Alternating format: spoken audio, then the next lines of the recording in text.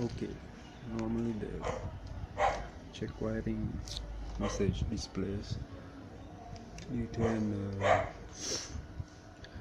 wrong wiring installation. Mostly could be the speaker wiring error. So what I did was I removed the stereo from the car and installed it on the bench and still give the same message. So normally this message displays due to a power amplifier IC failure. Could be a short or malfunction in the IC. So now I'm going to replace the IC and I'm going to need my both hands to do that. So I'm going to put the camera away and let's see after that what happens. Okay, now I install the amplifier IC here and let's check whether the problem is okay. I'm going to power it up.